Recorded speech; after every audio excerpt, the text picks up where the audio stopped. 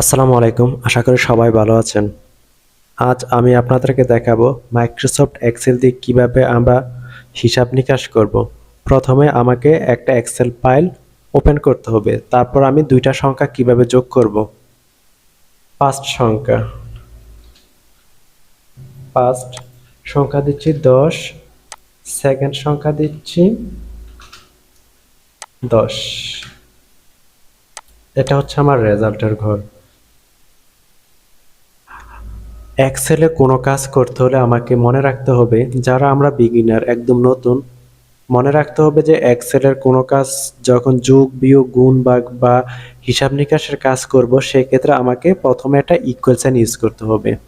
এটা হচ্ছে ম্যান্ডেটরি, যেটা না করলে নাই হয়। এক্সেলের যখনই কাজ করব তখন আমাকে কি করতে হবে, একটা ইকুয়াল সাইন ইউজ করতে হবে। তারপর আমি কি করতে চাই, আমি ফার্স্ট অ্যান্ড সেকেন্ড ঘর আমি যোগ করতে চাই। যোগ করতে হলে আমাকে গড়টা আমাকে দেখিয়ে দিতে হবে এক্সেলের মাধ্যমে। যখন আমি গড়টা দেখাই দিব, দেখেন F6 এখানে সে দেখাচ্ছে আমি কোন গড়টা সিলেক্ট করছি। তারপর আমি চাই যে এটা যোগ করতে, তারপরে প্লাস, তারপর আমাকে সেকেন্ড গড় দেখাইতে হবে, তারপর এন্টার। আমাদের রেজাল্ট অলরেডি হয়ে গেছে। Result RESULT result.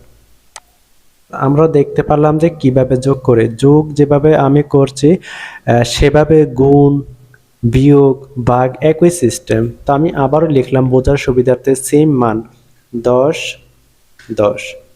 তো আমি যদি এই সংখ্যাগুলো আমি বিয়োগ করতে চাই, সেক্ষেত্রে আমাকে কি করতে হবে, ইকুয়াল সাইন দেওয়ার পর আমাকে গড়টা দেখাই দিতে হবে।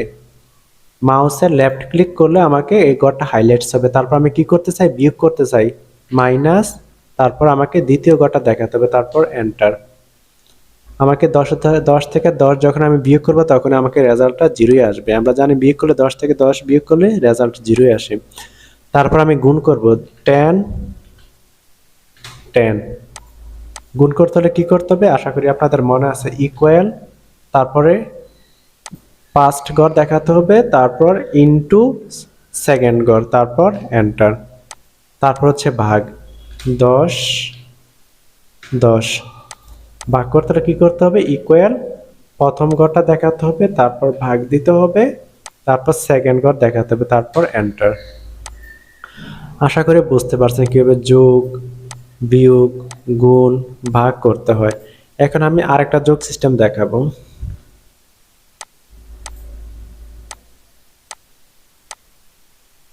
এখন আমি ইকুয়াল সাইন ইউজ করে যোগ করতে হলে আমাকে অনেক সময় দরকার।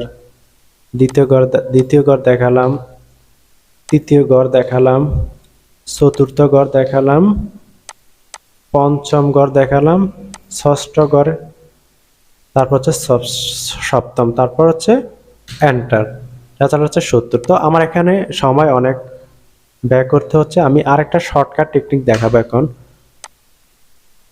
আমি যতটা ঘর আছে ততটা ঘর আমি সিলেক্ট করব। সিলেক্ট করা অবস্থা আমাকে এই অটো সাম, একটা এখানে লেখা আছে অটো সামে যখন ক্লিক করব তখন আমাকে রেজাল্টটা দেখাবে। সো এটা হচ্ছে আমার শর্টকাট। যখন আমাকে সিরিজ আকার অর্থাৎ একের পর এক সংখ্যা থাকবে তখন আমি এই কাজটা করতে পারবো। সবাইকে ধন্যবাদ।